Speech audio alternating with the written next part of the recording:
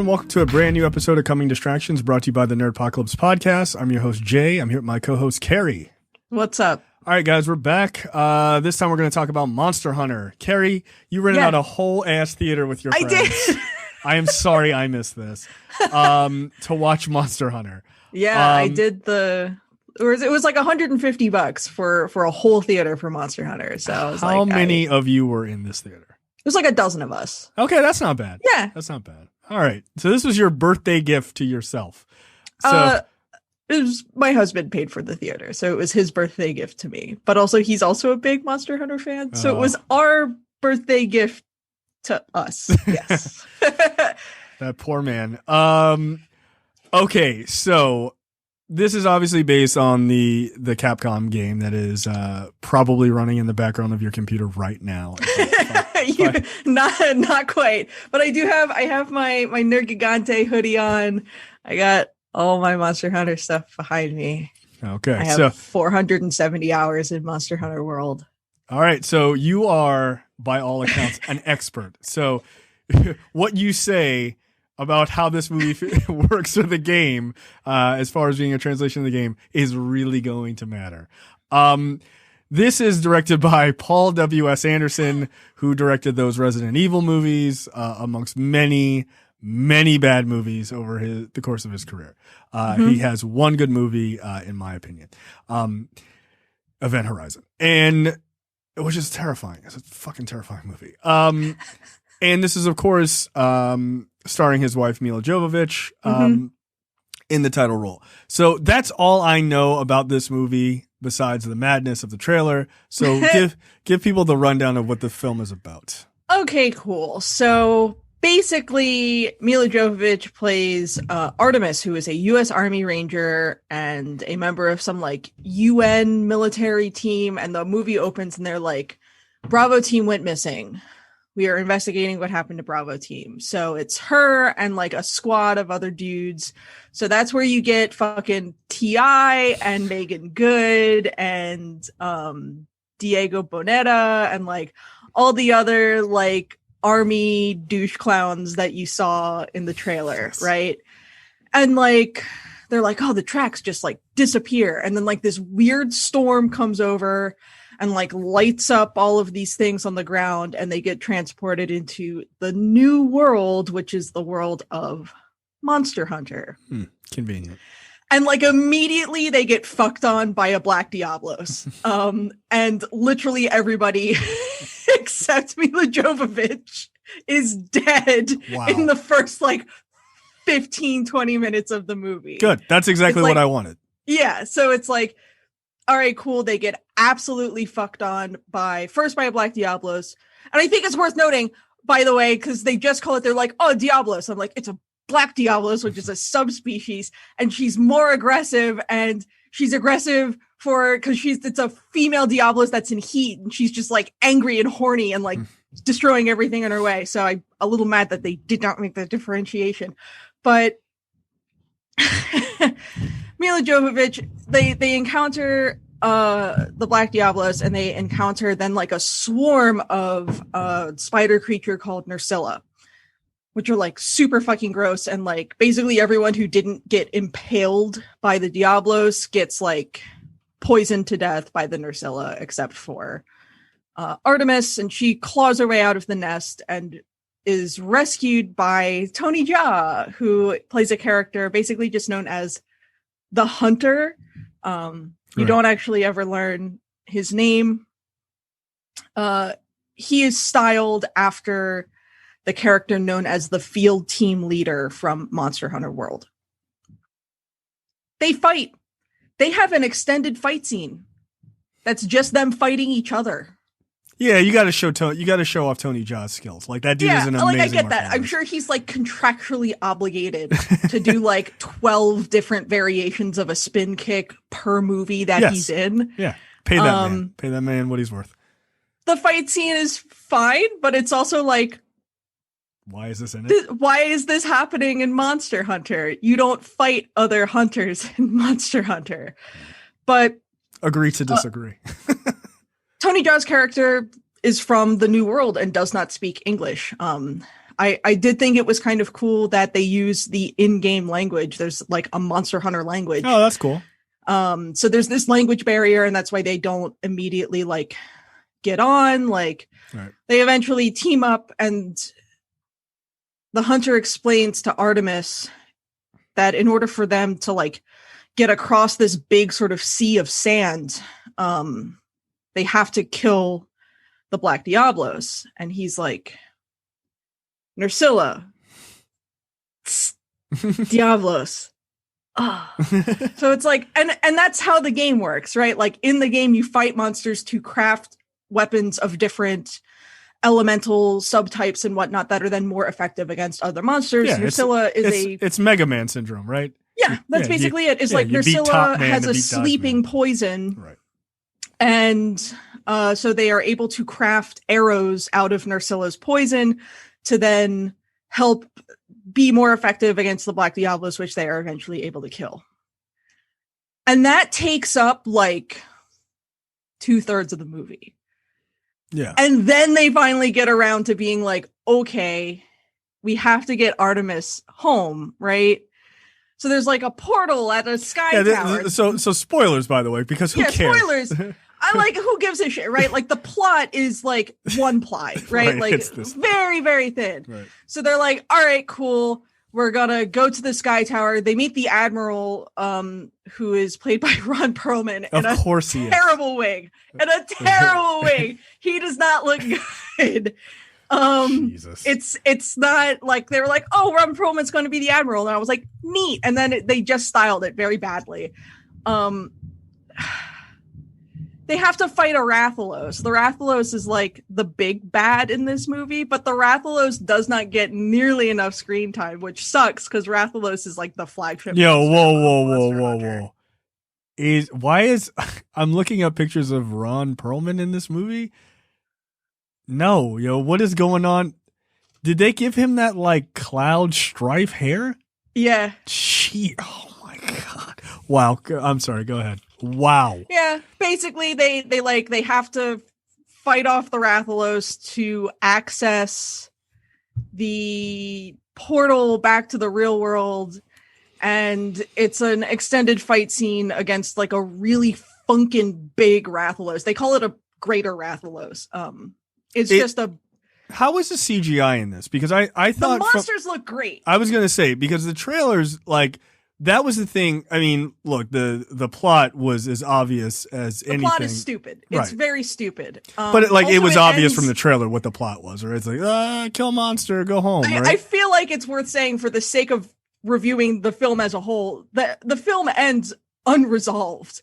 They're they kill the Rathalos, but then like the portal is still open, and also Gore Magala shows up for like 13 fucking seconds. Gore Magala is an elder dragon, so is like even more deadly than a Rathalos. And they're just like, all right, time to fight Gore Magala. And then like the movie ends and it's over. And I'm like, yeah, I guess that's like the game. You just keep fighting monsters. You do. That is the game. It's worth the stuff that they did that was like directly from the game. So like the monsters themselves looked great. Yeah, that was the part that was pretty impressive to me. Yeah. Rathalos looked great.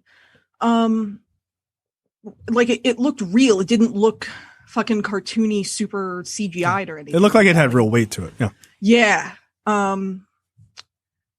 The effects were really good. The roars of the monsters were lifted directly from the game as well, because they all kind of do have distinct roars. Oh, okay. All right, I appreciate that. That's kind of cool. I appreciated that. I didn't love the way that the Meowscular chef looked. Oh yes, that character. The cat character, the one Palico that we see, it's just like they tried to make it look more realistic, and just like they took a step back from the sort of anime look of the Meowscular chef, but like they didn't get all the way into this is feasibly something that exists in reality. Meowscular chef. Yeah, the Meowscular chef. These names are so insane. Okay, so here is the ultimate question. Mm-hmm. If there is a Monster Hunter 2, will you see this? Yes, absolutely. Like, here's the thing. This movie was dumb as hell, Did I enjoy it? Yeah, absolutely.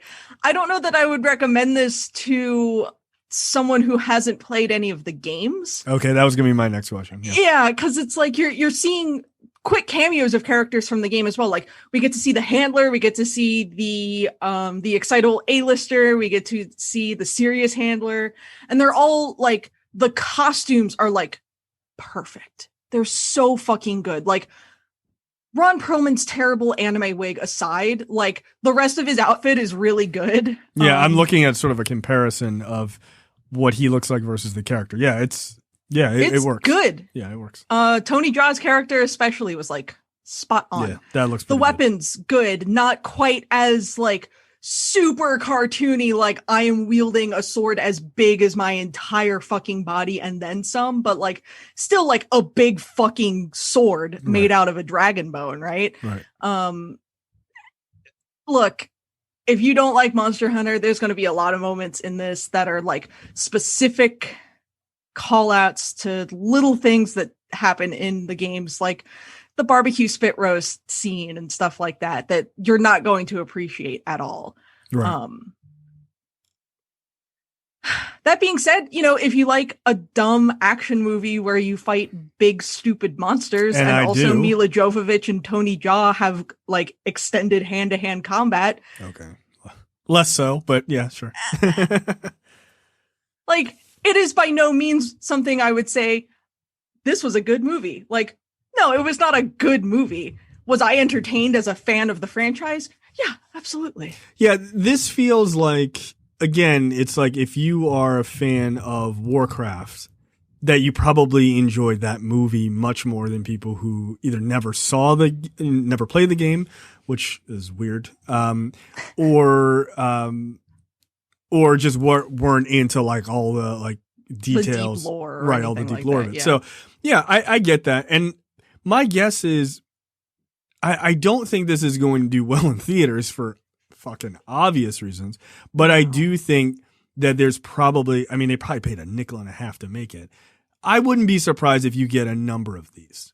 Because Paul $60 million budget, so not too bad. difficult to break even on right now. Right. I mean, look, my gripe about this is like the pacing was really bad. They focused way too hard on fighting off the Diablos and not enough time on like the Rathalos issue. I don't know, like the pacing was bad. How's the writing?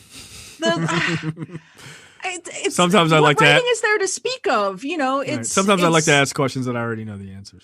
Right? It's like there's hardly really any writing, because you're spending almost all of your time exclusively with two characters who have a language barrier and who aren't really communicating that well with each other. Yeah.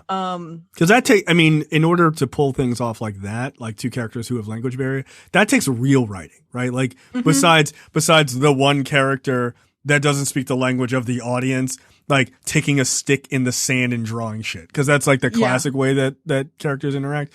Like, oh, I'm a barbarian from this land. You know, it's like, all right, we get it. But that generally takes like real writing, and I just don't see that happening. He's not a real writer. No, he's not. He's barely a real director. Like I wish that, like, I can kind of see why we were going to take like the fucking anime, like isekai or other worlds, like angle to this, so that like we would have a character who's like, I don't know where I am. What the fuck are these monsters? But it's like the military angle was fucking stupid.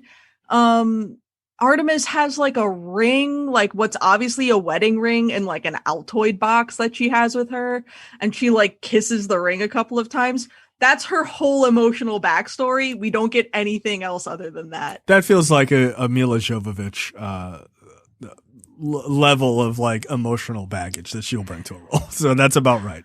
I didn't think she was that bad. Like the issue isn't that any of the acting itself was bad. It's that, you know, I don't think Paul W.S. Anderson has spent nearly as much time as I have playing Monster Hunter.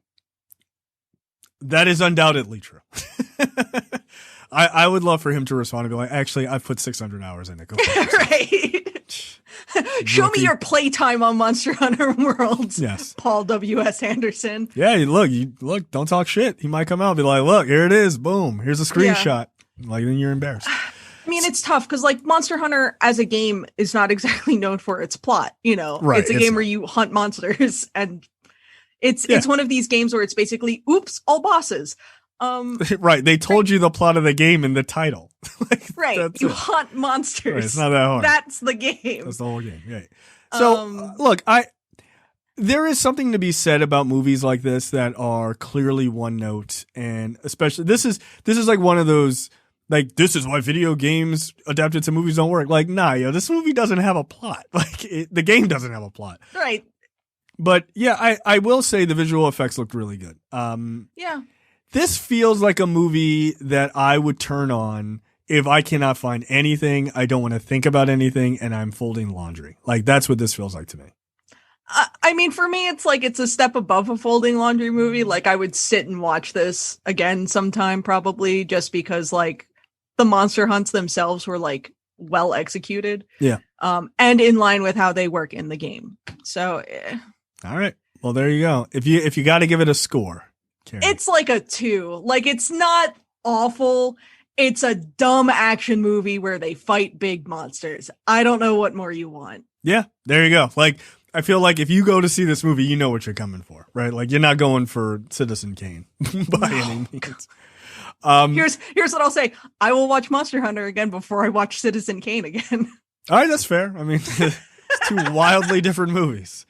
All right, that is our review for Paul W.S. Anderson. Excuse me, Mr. Paul W.S. Anderson's. Put some respect on his name. That's right. Wow. His version of Monster Hunter, which surely will spark off 6 movies for some fucking reason. I don't know why, but it definitely I'll will. watch all of them. Yep, and you will come back and solely review them by yourself. That's fine. I'll just ask the questions. We'll see you in 2 years. Ugh, you know it. All right, that's it for us, guys, and we'll see you next time. Thanks. Bye. You're watching the Nerdpocalypse YouTube channel. Make sure you click that button to subscribe and check out our weekly podcast where we talk about movie, TV, news, tech, and weird stories from around the internet.